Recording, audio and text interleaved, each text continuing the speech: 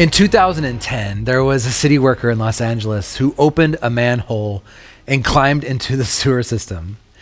He wasn't there for routine maintenance. He was hunting for a source of a growing problem. For months, residents had been reporting slow drains and backed up toilets and flooded streets. What he discovered became the stuff of urban legend.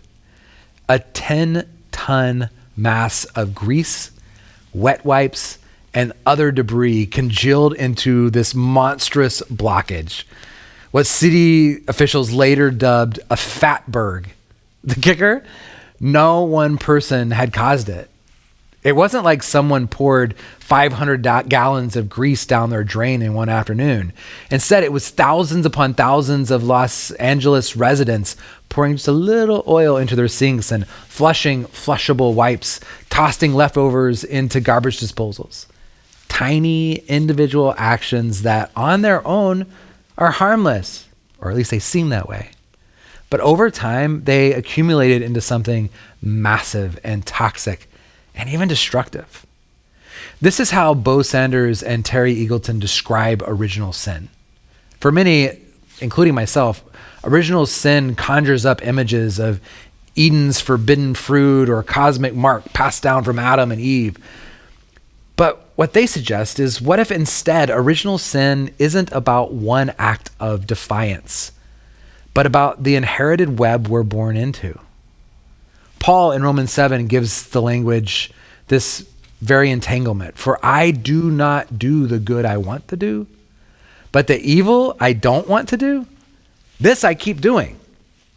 This isn't Paul confessing a lack of willpower or some personal vice that he can't shake. It's deeper than that. It's the feeling of being stuck, trapped in forces bigger than ourselves. It's like trying to swim upstream in a river that's carrying you the other way. We experience this all the time. You want to purchase ethically, or you want to reduce your carbon footprint, but you live in a city where we don't have a lot of reliable public transportation. You want to support local farmers, but honestly, the big box grocery store is all you can afford or all your schedule allows.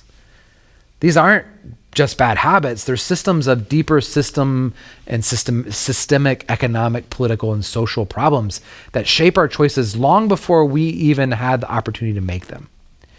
Eagleton and Sanders suggest that original sin is less about personal guilt and more about inherited entanglement.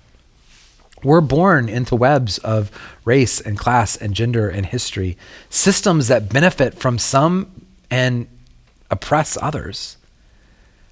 I don't know about you, but we didn't design these structures. Most of us might not even choose them, but we are caught in them. And at times, we unknowingly or even knowingly reinforce them. It's like the fatberg. Small daily choices shaped by convenience and culture that accumulate into something massive. And this is where Paul's frustration makes sense. It's the feeling of living in a world that's pulling you in directions that you don't even want to go, of knowing what's good, but feeling stuck in a system that makes it hard. Sometimes it even feels impossible to act in the way that we want to act.